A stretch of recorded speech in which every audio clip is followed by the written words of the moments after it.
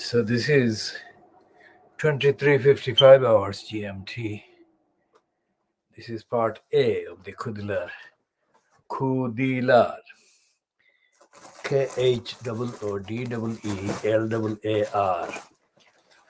Khoodeelaar is a cry in the Sylheti language for campaign for justice against all source or struckers. Now, this is Tuesday, the 14th of December 2021. That is the edition of the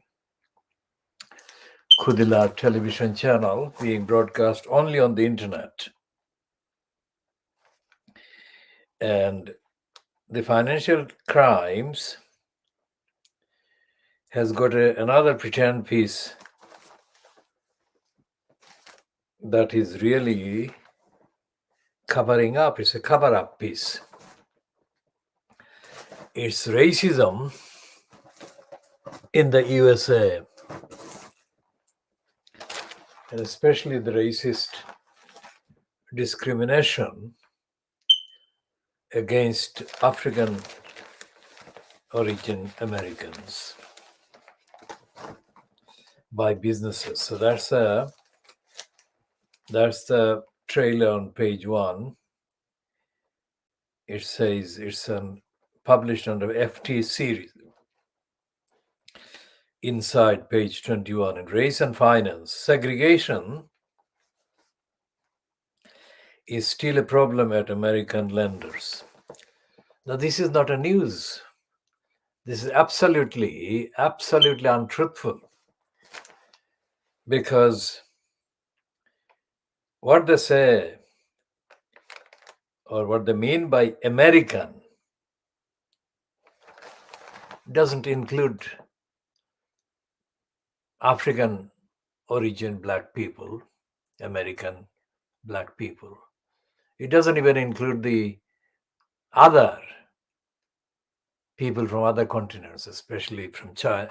China has got a significant demographic presence in terms of ethnic origin in the USA. The Japanese are not far behind. And then the people from the subcontinent and other parts of Asia and the Middle East and Arab countries. So it's not segregation, it's a complete racist kind of denial. And just as the Financial Crimes wrote the piece about the Metropolitan Police or the police in London, or the police mainly represented by the Metropolitan Police in London, the question of trust. Can the police regain the trust of the public in the UK? Again, that piece by the Financial Crimes is a byline to a single person, and is a completely ignorant piece, misleading, inaccurate, and totally of no consequence whatsoever, except as a parade that the Financial Crimes is concerned about the trust issue surrounding the police. Now, the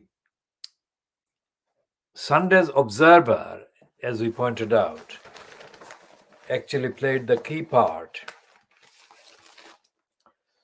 in convincing Johnson that the most effective stunt and propaganda that he could stage to achieve two things. One was to stop the sinking issue of the reputation and the trust and sinking trust in Johnson.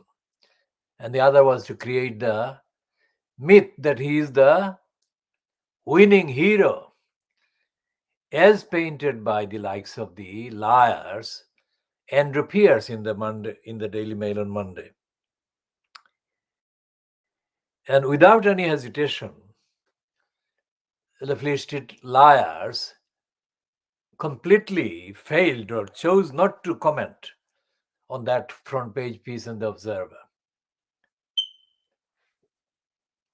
And they have actually fallen in line behind Johnson, the liar. And there is no mention of his sinking, descent into a state where he would be ousted. All these headlines, look at these. It's Boris as the leader. That's the Beaverbrook Lying Express. And the Times, although it reports the National Health Service warning that the booster jobs target cannot be achieved because the demand has been too much. Now that demand, too much demand, has been hyped up by the blind and completely uncritical and stupid hype propaganda by the Fleet Street organs. And again, there is no mention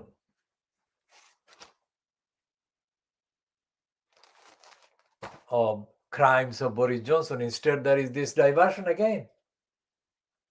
Criminals to be deported, the criminals meaning the migrant criminals. And the Murdoch scum has got out of the kind of hiding place, Camilla. And they're now over celebrating in the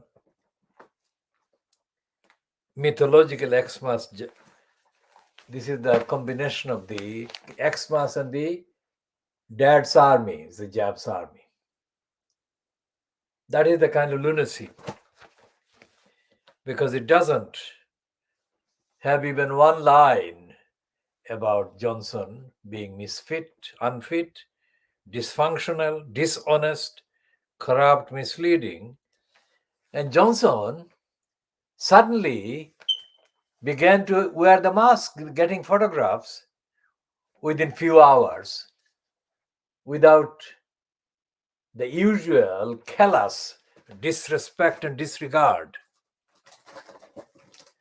that he shows. And he has got masks and he's standing as if he is physically driving the campaign.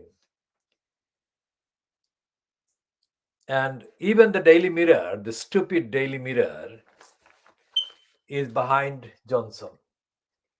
And it's a fight back for Johnson, a fight back by Johnson. And of course, the same thing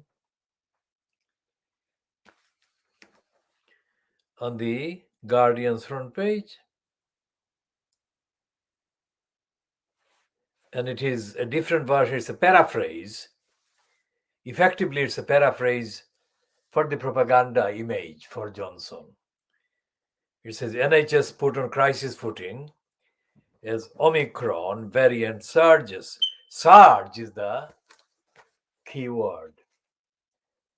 That surges also affects the much needed by Johnson, surge in his appeal. It's all false.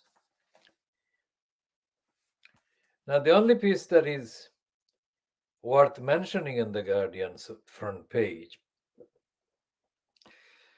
is the piece about the idiot Dominic Raab, because he's a step closer or steps closer to scrapping the Human Rights Act.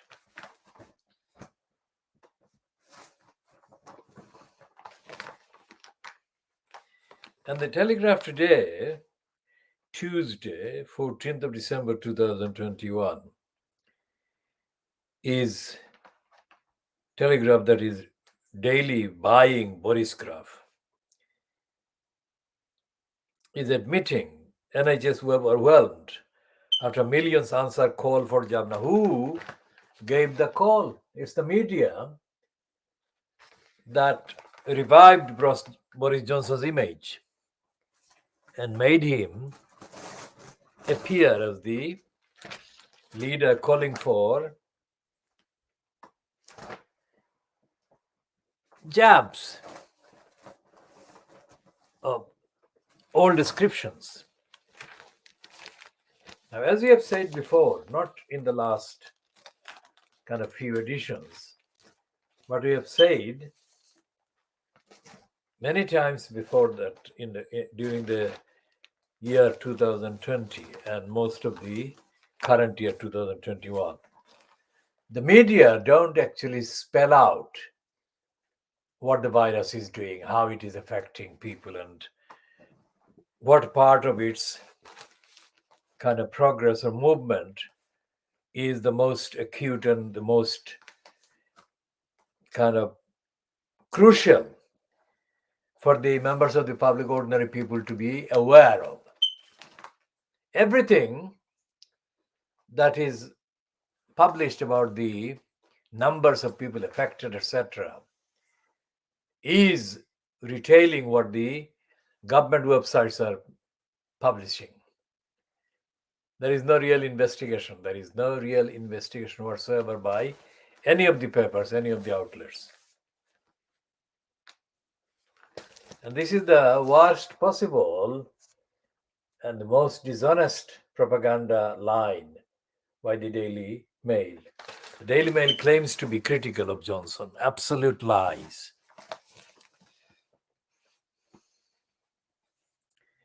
And there is the contradiction in the daily buying Boris Johnson graph on the business section, which says Sunak under pressure to cancel tax rises. Now, this is the tax rise is a misnomer. It's a complete falsehood. Because without tax, there is no way that public services, utilities, whatever, even the government, the parliament, can exist. And yet there is no explanation, there is no justification, there is no investigation as to why any level of society essentially must have taxes. That's number one. And number two is the scum parties' regular, almost religious refrain against taxing the rich. Now, it's like Laura Konsberg. She is in negotiation currently within the BBC to be given more power, because she is a kind of congenital liar who wants the lies to be presented via the BBC, the biggest broadcaster in the country, as the truth, and she thinks that she needs to be given the most popular, that is to say, listened to by the majority of listeners to the BBC, the Radio 4 slot, the Today program. She's in negotiation. And her kind of perpetrations of lies for this scum cause, this scum narrative, this scum agenda, as the incumbent in the slot political editor of the BBC, they have been absolutely criminal disservice to the many, to the electorate, to the ordinary people. And she wants even more power. And there is nothing in parliament, there is nothing in the so-called judiciary, there is nothing in the so-called woke controlled universities, academies, or anywhere else, or in any of the political parties so-called, that actually holds these people to account. Now, this is the line that we keep coming back to, because we scour and we survey and we look at them and we find nothing, no evidence of the even modestly conducted audit of the ones that make the decisions that affect most of the people in the country.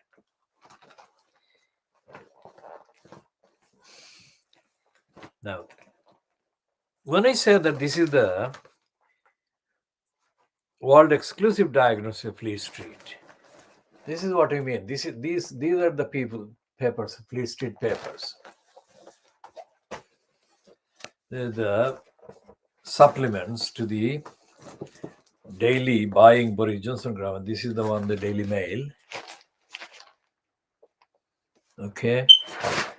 This is the daily buying Boris Johnson Graph. And there is a piece by the woman called Celia Walden on the front page of the daily buying Boris Johnson Graph.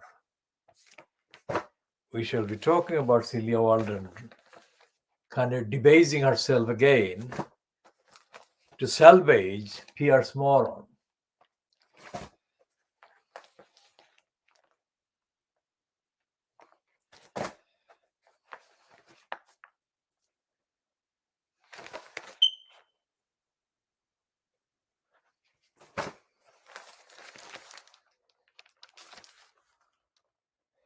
Because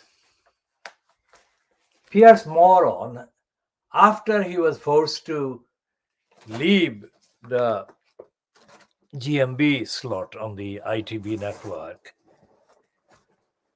following the effective complaint lodged by Meghan Markle against Moron, has found himself floating about. He doesn't have that particular slot. So at several points, he abused his marriage to Celia Walden to the point that he actually pushed her to publicly write an appeal to the ITV, and in particular addressing Moron's former kind of co-hostess or co-host, Susanna Reid, to take Moron back. Why would anyone want to take Moron back on the ITV or any other program? Of course, he's now being kind of prepared to do for Rupert Murdoch's proposed new television channel what actually the briloped Andrew Neil has done for the GB News. Let me explain. Briloped, I have observed for more than 30 years. Well, I have observed Briloped when he kind of surfaced as a television face. While he was working at The Economist or anywhere else before he surfaced on the television screens, I didn't have access to his work most of the times. So therefore, I didn't have any evidential route whereby to monitor his behavior. But as soon as he blasted his way into the television screens in the 1980s, the first thing that I noticed about Briloped was the brazen nature of his kind of dishonesty.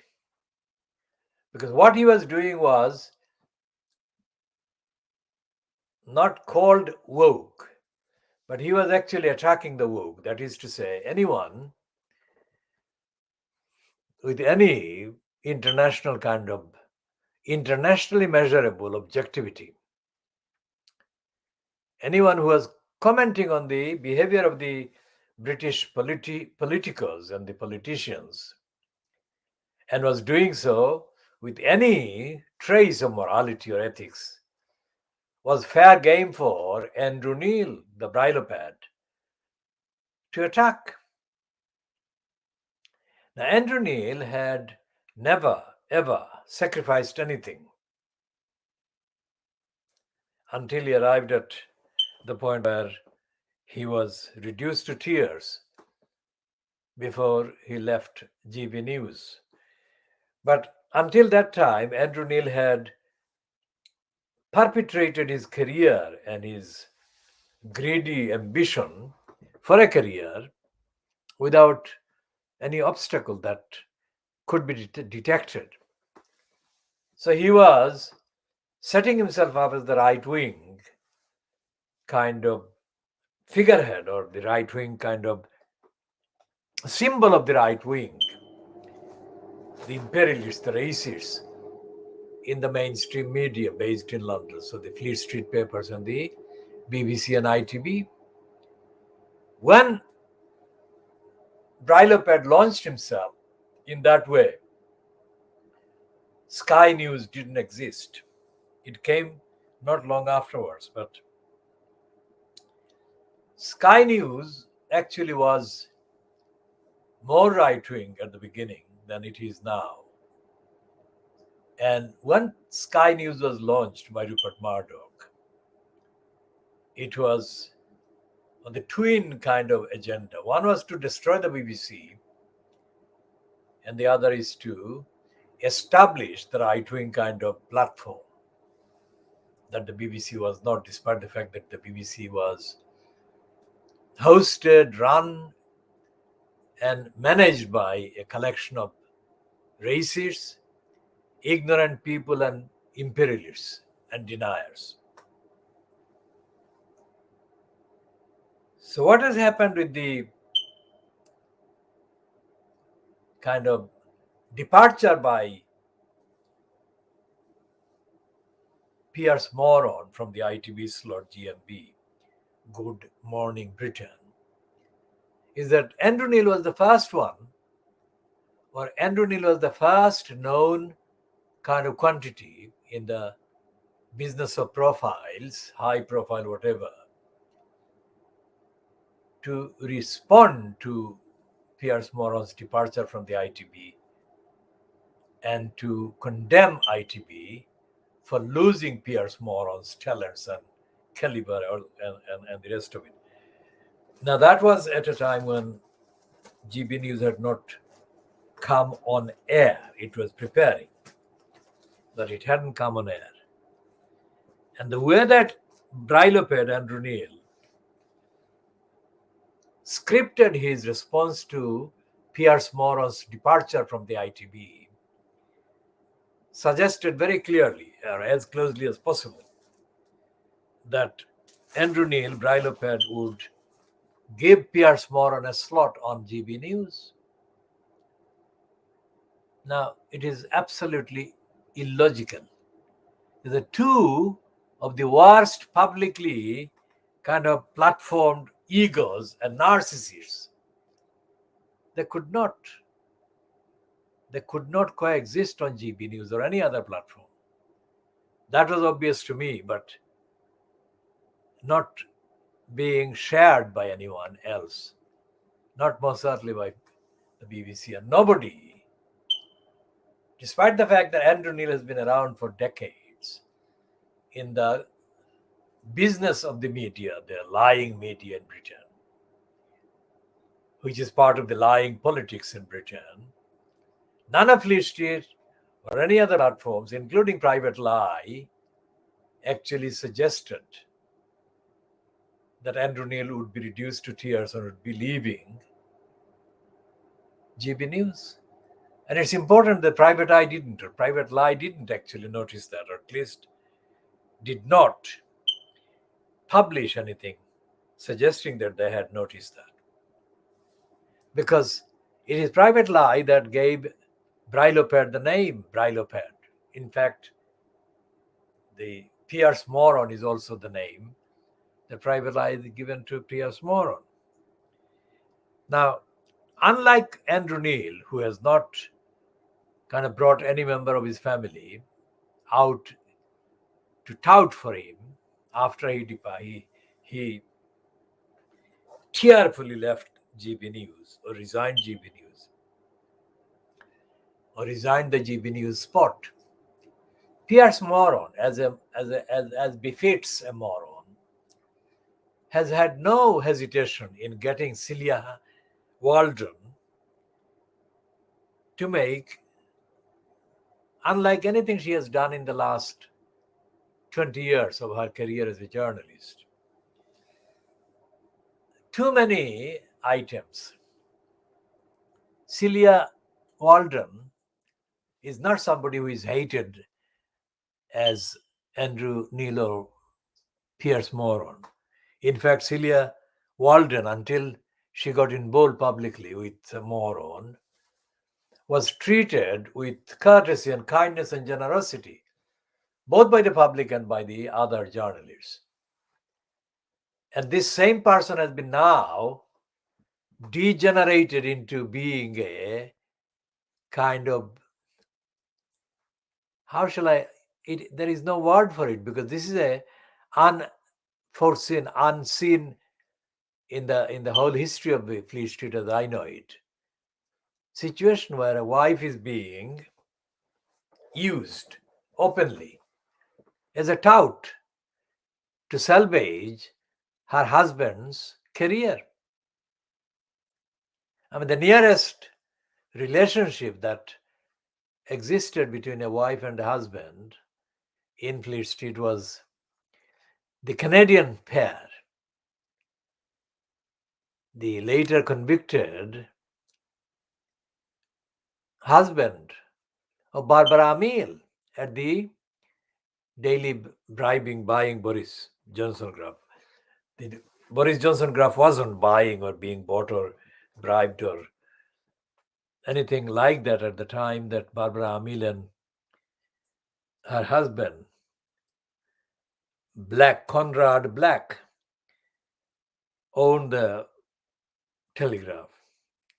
Before Conrad Black was caught fiddling and was sent to jail in the USA. And Barbara Amil was often, discreetly, not brazenly, kind of described as being a high-profiled columnist at the Daily Telegraph at the time, because her husband, Conrad Black, owned the Telegraph. That's as far as it went. But the almost weekly exhibition, very embarrassing exhibition, of the formerly quite decently regarded Celia Waldron, who has been reduced to salvage the sinking career and potential career of Pierce Moron, is something absolutely unique. And the way that this piece today has been displayed on the front page of the daily buying Boris Graph is also misleading, because the display says, "My husband's Mr. Big moment." To those who don't know about the kind of television outlet called Mr. Big, would be excused or forgiven if they thought that she was talking about something original that happened to Pierce Moron. But it didn't.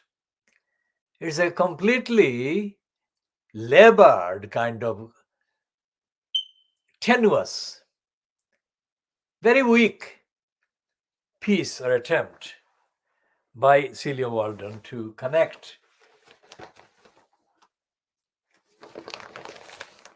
This is page, I think 22, should be 22. She is not even writing about Pierce Moron as the first piece. The first piece should have been advertised as the piece that it is about the British Council. But here, this is the photograph of the kind of television item. That is the one that says,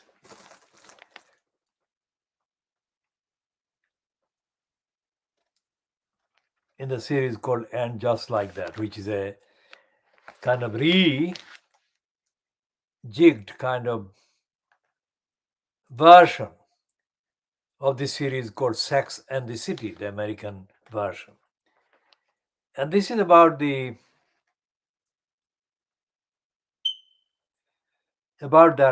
episode. And it's all about that episode. And Pierce Moron doesn't even feature as the main element in the description by Celia Walden. So that headline is wrong. And the fact that Celia Walden has even mentioned her husband again is what the Telegraph is capitalizing on. Because Celia Walden, as I said, is not a hated kind of name among the people who are employed in Fleet Street. And as I said, Walden was already employed by the Telegraph or was writing for the Telegraph way before she met Pierce Moron. This is not the worst piece she has written about Pierce Moron. The worst piece is when they were driving and Pierce Moron was driving, probably the first time they met, and he couldn't actually drive properly. He was dangerously driving because he was spending too much of his time looking at her legs. Now, that is not the kind of thing that you publish, let alone boastfully do so, which is what Celia Walden has been reduced to doing by the narcissist, absolute racist criminal, Pierce Moron, shameless. There are certain things that you do privately in the decency of your privacy, and you don't share these in the public because it's not decent. It's really indecent. But because we are talking about Celia Walden, and this is the piece about the role of the British Council that the racists are no longer happy with. The British Council is part of the kind of cultural operation that the UK runs in various countries. And we shall come to discuss other parts of the British Council later, not necessarily in this edition, but in later editions. And what she is writing about, given that she is writing on the promptings of Pierce Moron, it is quite conceivable that this piece against the British Council is also the product of a prompting by the people other than herself. And what she writes about is the British Council would like to cancel the word Brits. Now, cancel is the word that is used by the racists next to woke. And what she is going to say, and I'm not going to have to read the whole bit, is that in many countries, British Council is actually recognizing local people and their culture. And that is in the context of the evidence of British Council having been part of the British Empire.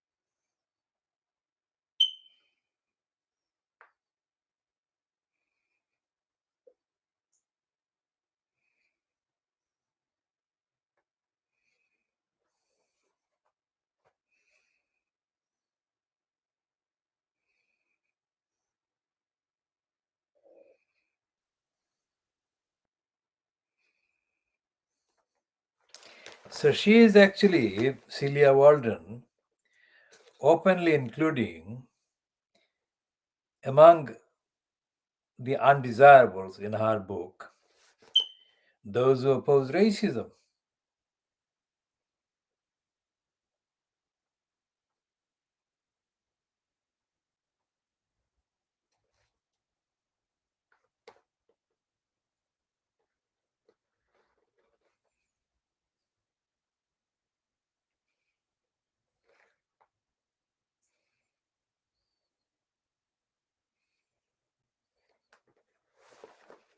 And she is openly boasting that she has written this attack on the British Council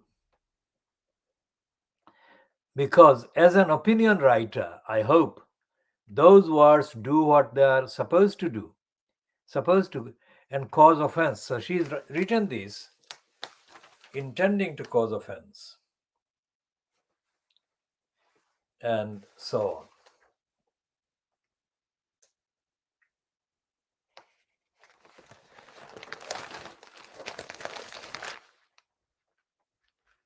And this is the second kind of Indian origin, kind of scum careerist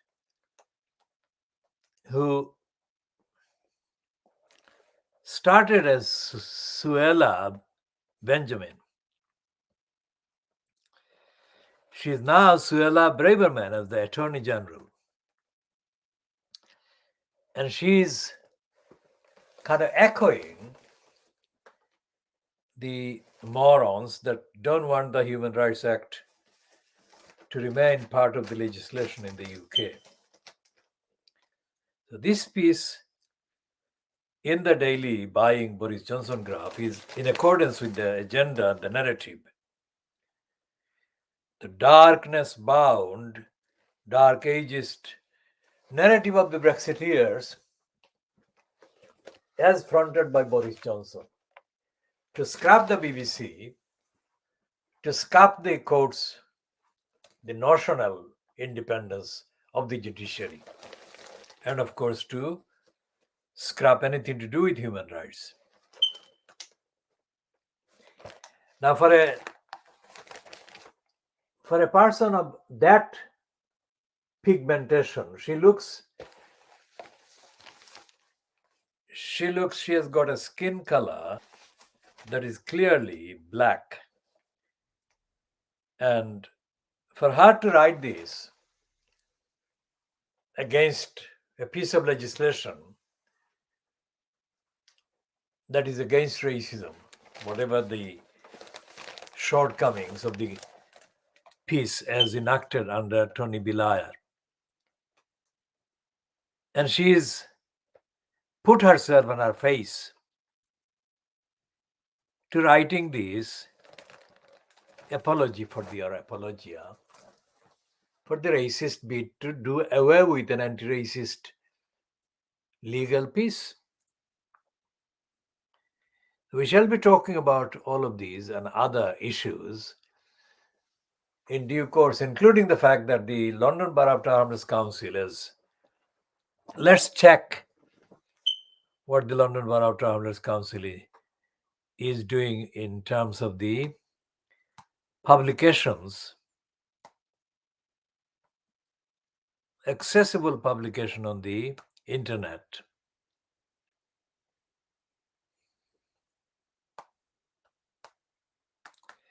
About the 11-year-old girl.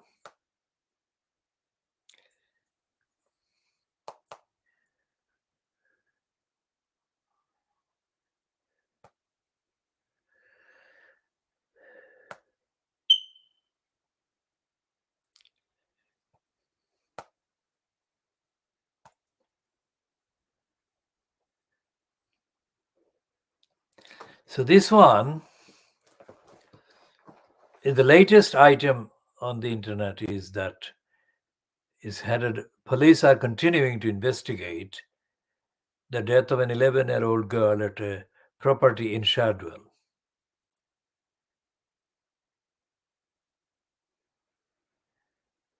And there is no mention of Tower Hamlets Council in the first kind of page.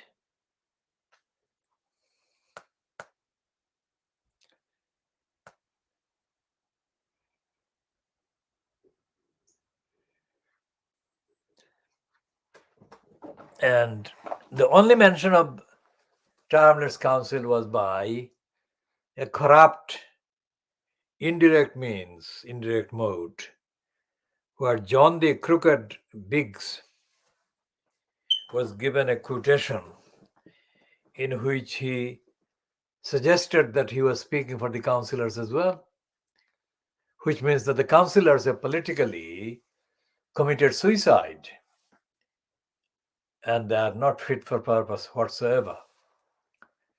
Now, here are the things that we say about the local council and its responsibilities.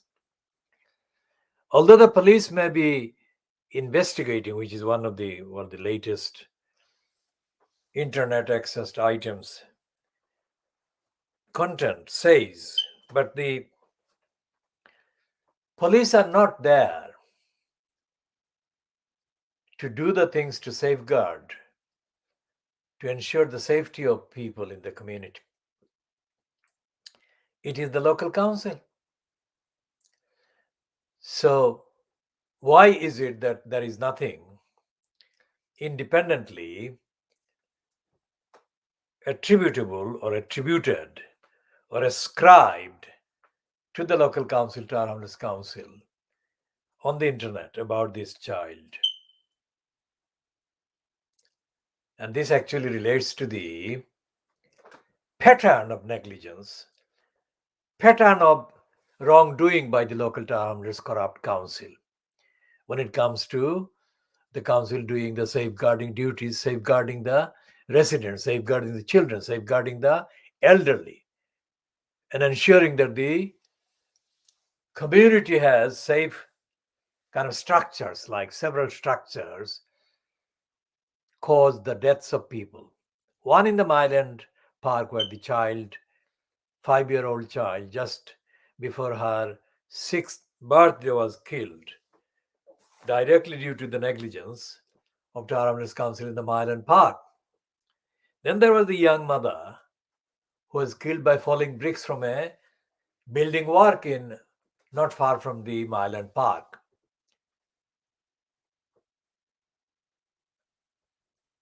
It was in the Bardet Road, nearest the Bardet Road. And there was this death of the elderly woman in Bow with a falling structure that directly killed her. Now, these are too many incidents that happened in the last few years. And yet, not one single member of the so-called elected council has spoken. It is not just political death, it's completely disgraceful. It is completely corrupt, and this is ungrateful, ingratitude to the electors and the community. That not a single councillor has said a single word on the record in public. Nor has there been any call by any of the councillors for an inquiry into any of these deaths. And I would call murders, because some of the deaths were kind of due to direct negligence, foreseeable, predictable negligence and collusion and complicity.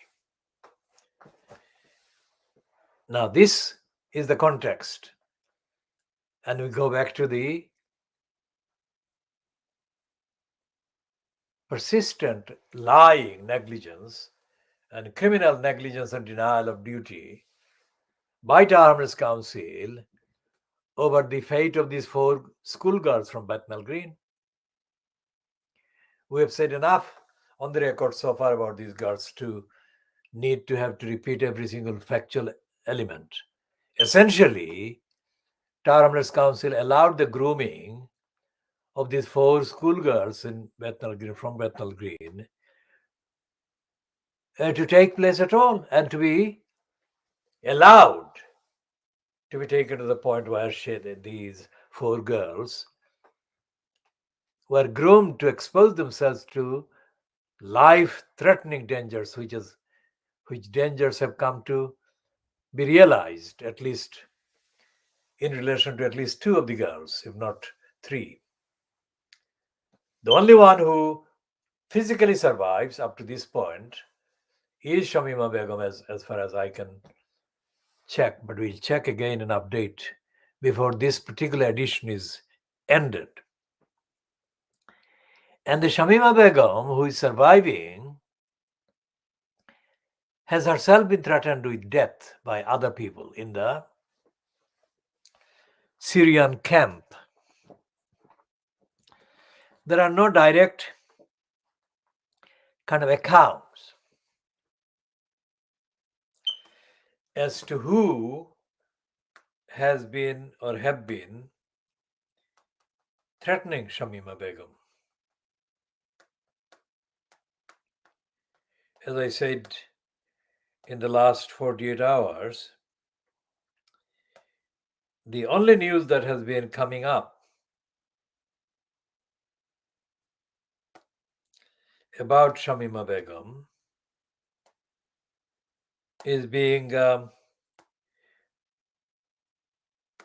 kind of issued through the operation of a suspicious man who is described in the racist media as a former British soldier. Now, I believe that all the circumstances point to the fact that this man, if it is only one man, is an operation being run by the UK state against Shamima Begum.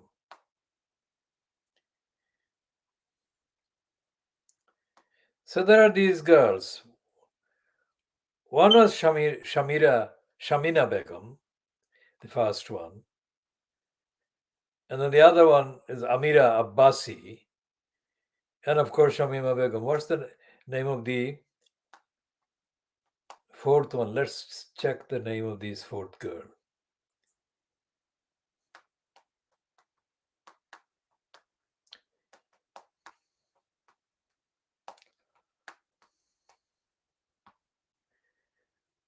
Amira Abbasi, Shamima Begum, and Shamina Begum, and Khadija Sultana. Now these girls are mentioned in there is an entry, there are several entries on Wikipedia about them. So one is headed the Bethnal Green Trio, and they're mentioned as Amira Abbasi, Shamima Begum, and Khadija Sultana. These are the three, that is the trio. And there is, of course, Shamina Begum, who left the UK in December 2014. So 14, 15, 16, 17, 18, 19, 20, 21. This is 8 calendar years.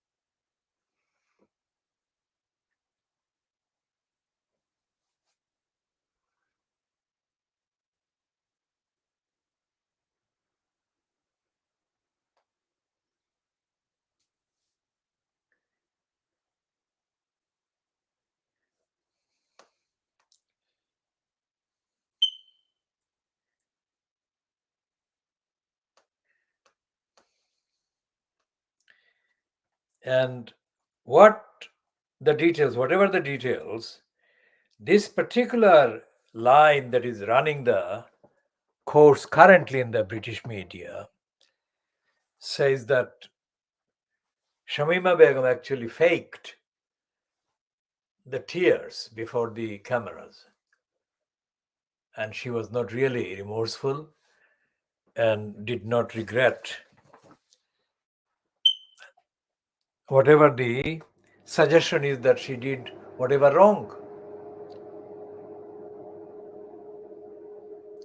Now, the suggestion, the allegation that she faked the tears for the cameras would appeal to the people who are thoughtless and who are prone to being kind of brainwashed. And there would be the people that Sajid Javid and the Home Office currently would appeal to for supporting the removal of Shamima Begum's citizenship, British citizenship by birth. We go back to what Dominic Raab is saying about the UK Human Rights Act. The UK Human Rights Act has never been used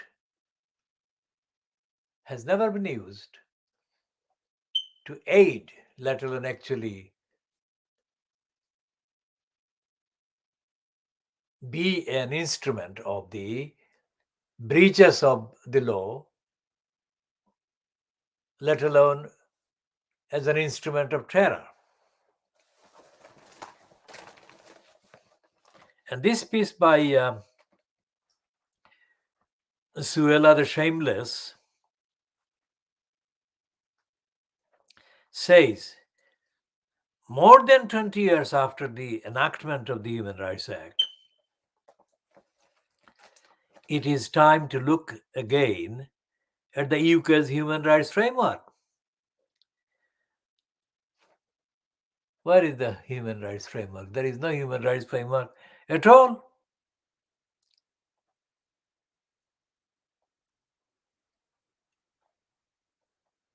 And it's a complete, absolute rubbish. As we say, all the licensed law traders are given license as a convenience.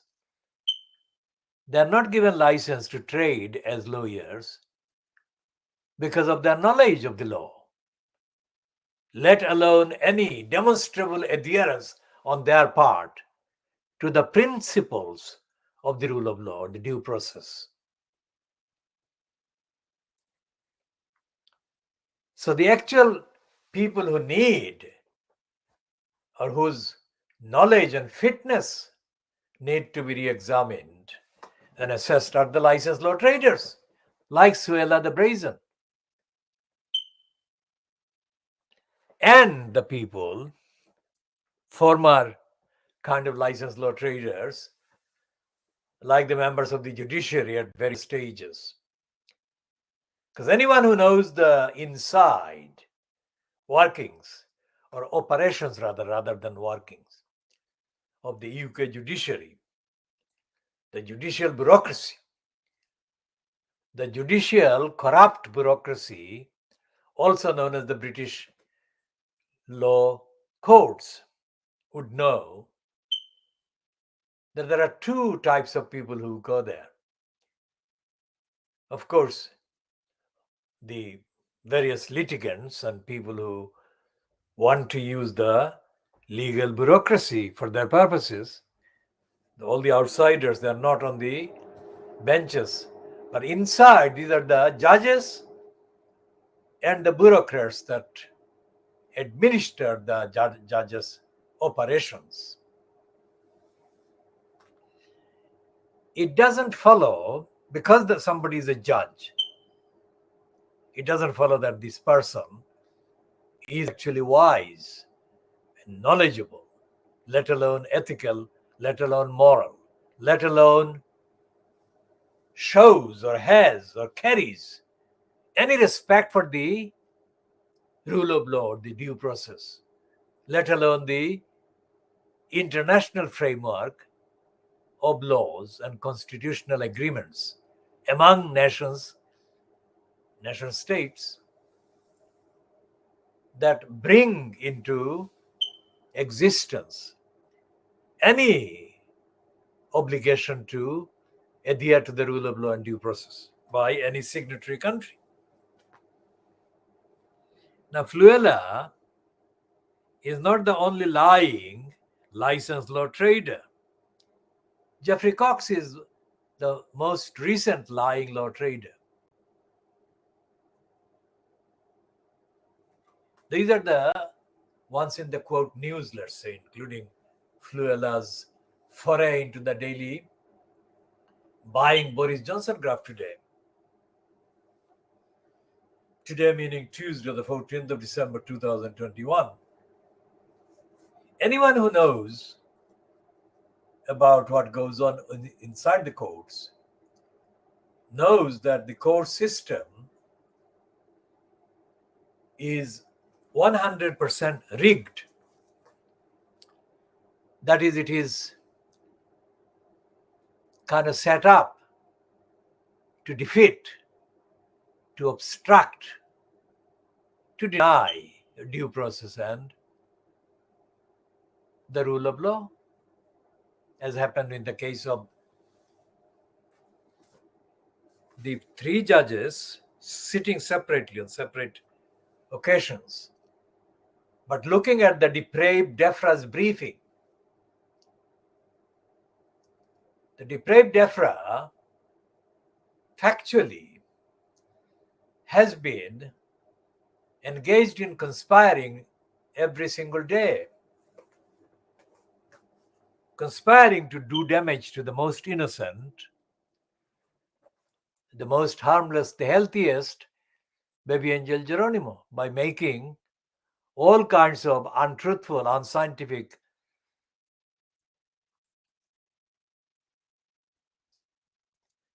unfounded assertions about the state of the BabyAngelGeronimo's health and the impact of the BabyAngelGeronimo's health on the rest of the population of his species. And the three judges, one was Murray, the middle one was Griffiths, and the last one was Stacey. All three liars lied in accordance with the dictates, in accordance with the demands, in accordance with the orders, let's say, issued to them by the depraved DEFRA against the perfectly healthy, innocent BabyAngelGeronimo. So, if you extrapolate the principle that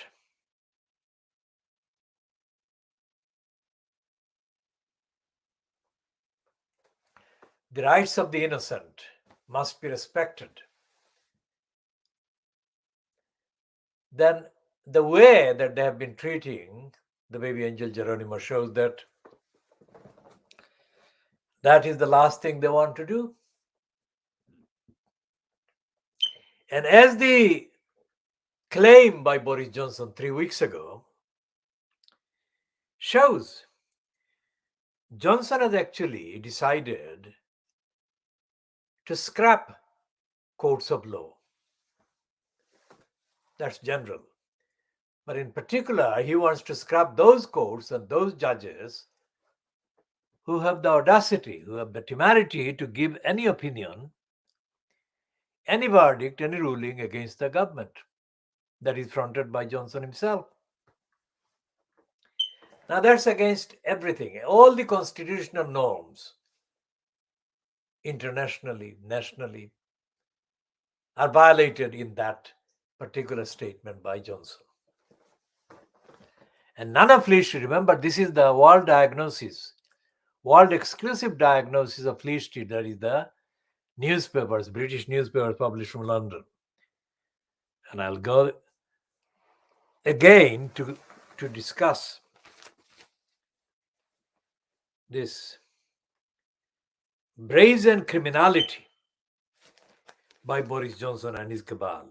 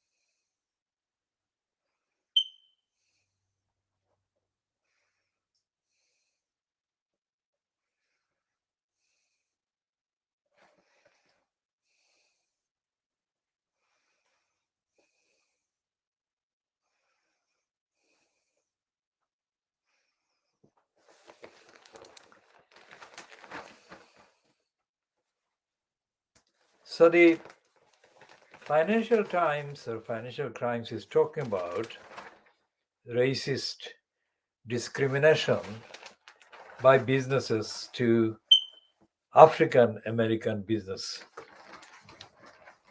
initiatives. We shall talk about that later.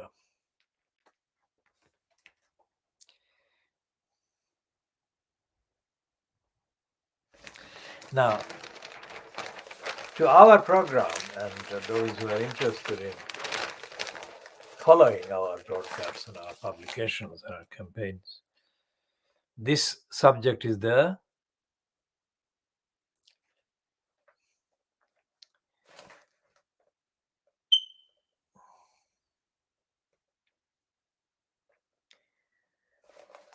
US is getting serious about tackling corruption. And it says in the description, allies should cheer and support the desire to clean up finance. So this is corruption in finance. Where do you begin? Corruption is an international problem. Corruption is part of the denial of human rights everywhere. Corruption is the violation of the rule of law. Corruption is the denial of the relevance of the due process. Corruption is dishonesty. Corruption is discrimination. Corruption is bias, prejudice, and wanton racist denial of basic universal rights. But this is not something that the second editorial in today's Financial Times is dedicated to. It is dedicated to far less.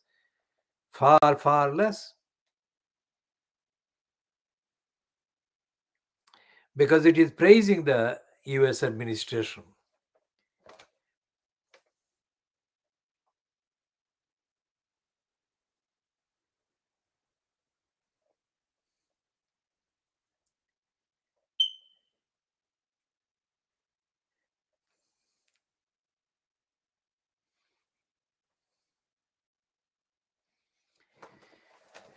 And it's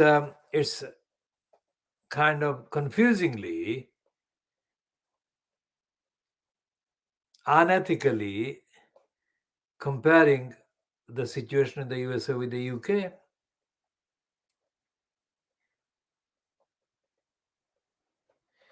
So I said this before I read this. It says, attacks on the rule of law and liberal democratic governing systems are sometimes couched in lofty ideological terms, but usually they are motivated by the desire for illicit enrichment that is easier when governing institutions are themselves corrupted, which is what I said, but not in these particular words, but did refer to the rule of law and due process. Conversely, corruption at the top, I read that again. Conversely, corruption at the top eliminates respect for rules and institutions throughout society. In a vicious cycle where the rule of law, public trust, and the quality of governance all deteriorate together.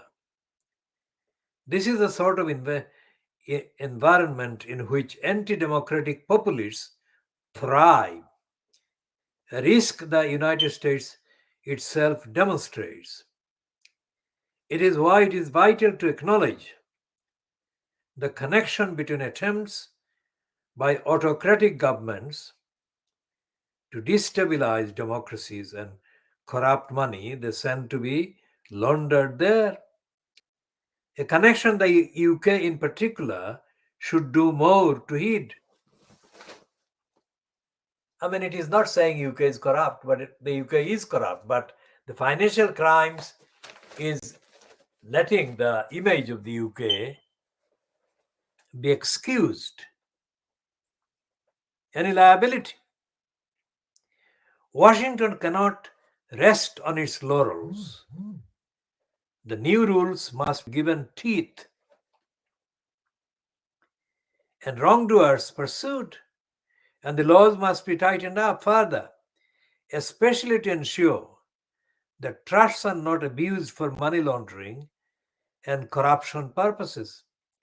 The steps taken in Joe Biden's first year are nevertheless worth cheering. It is right to make anti-corruption measures a priority. With liberal democracy under pressure at home and abroad, America's democratic allies everywhere should support the effort, but the Financial Crimes refuses or fails to mention Julian Assange. Now, Julian Assange, if anything, has been campaigning against corruption in the government. The very fact that he's been still kind of kept under the threat of the horrendous experience in the USA for the crime of opposing American corruption proves the point. And the Financial Crimes is itself being corrupt, irresponsible by pretending that there is no such thing as the threat hanging on Julian Assange, a campaigning journalist against corruption.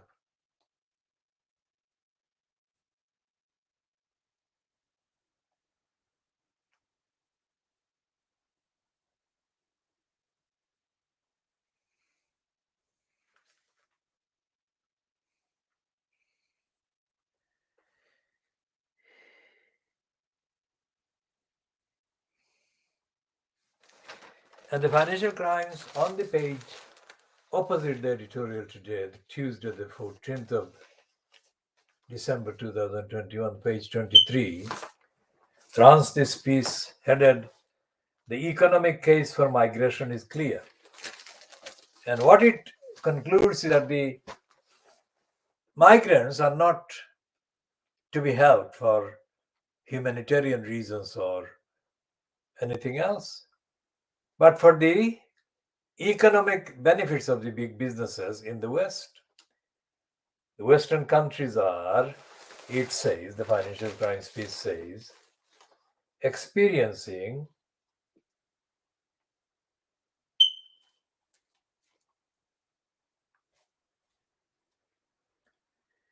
aging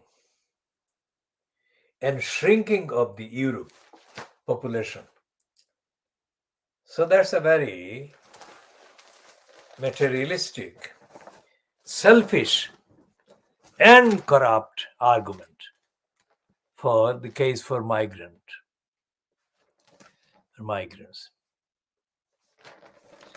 And the same page on the post editorial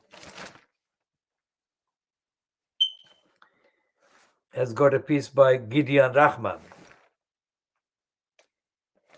who is saying that America faces the specters of three wars. And it doesn't. This Gideon Rahman piece doesn't deal with the actual reasons for the wars. It is an anti-Muslim crusader piece that is attacking Iran, Iraq, Afghanistan,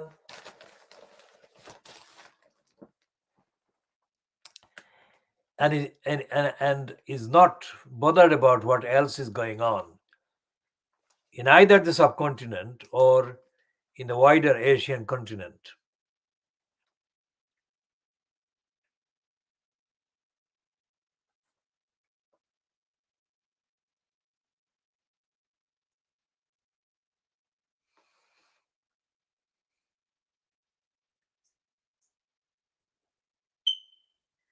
And it's saying that the USA should apply the same kind of stringent US economic sanctions that is now in place against Iran to be applied against Russia and China.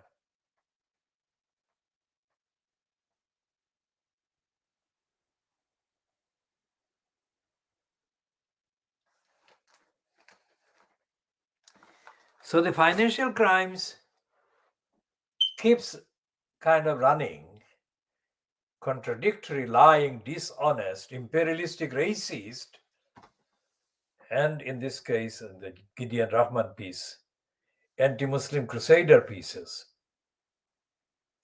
under pretense headlines, pretense topics, fake topics.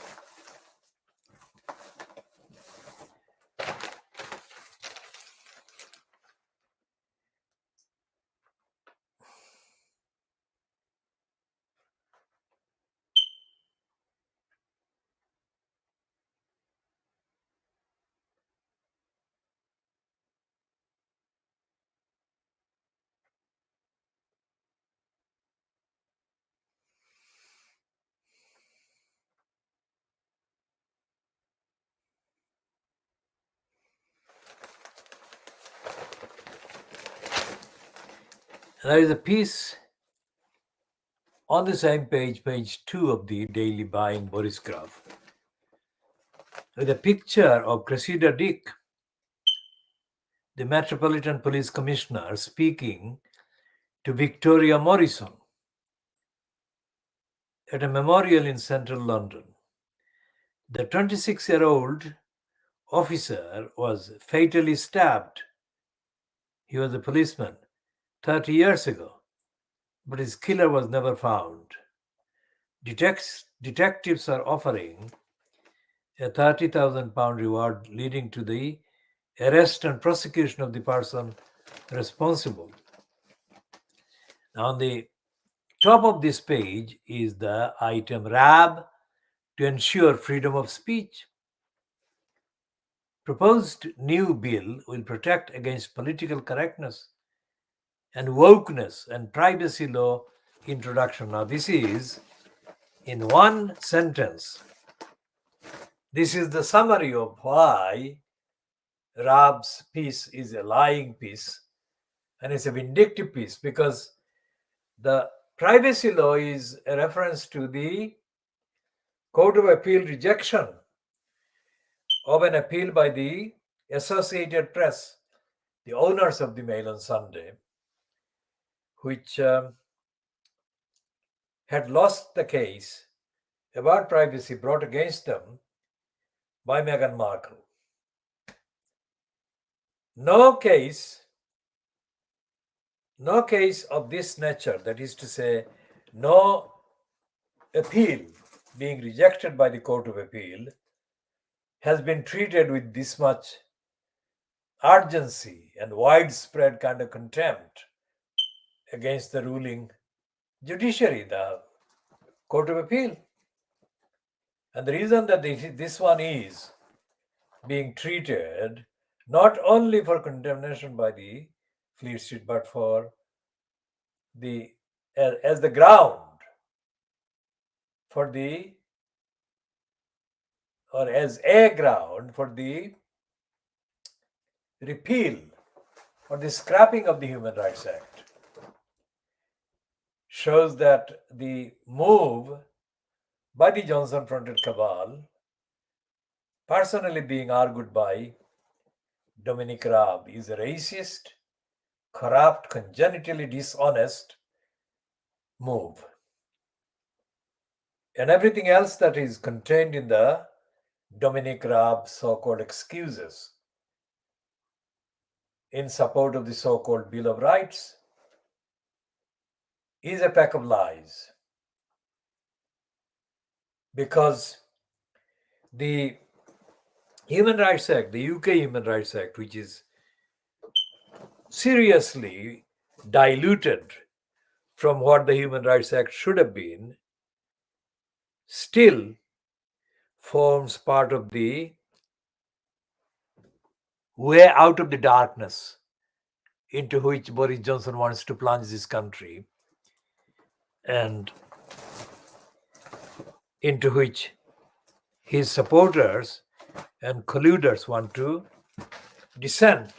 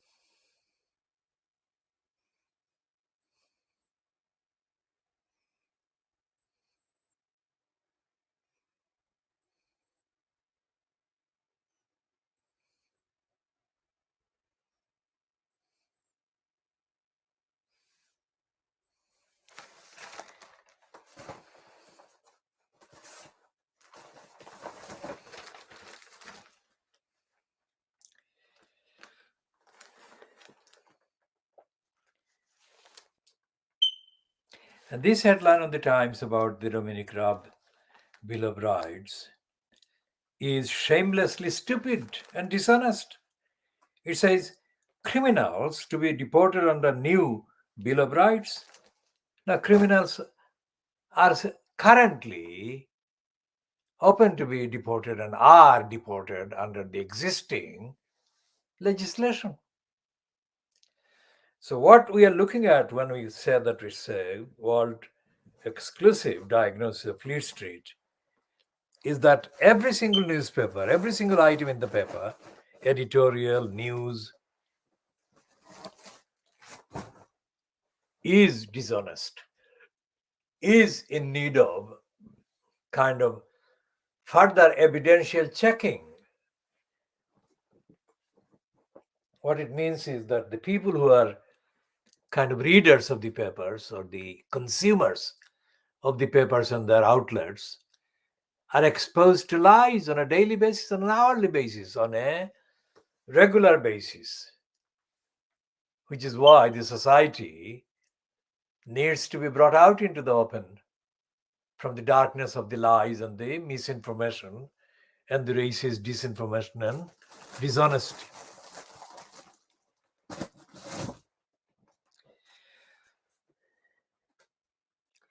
So this is just over probably 1 hour and 20 minutes. So we shall be stopping this edition at this stage. All the themes, all the evidential diagnoses to be updated and examined in due course.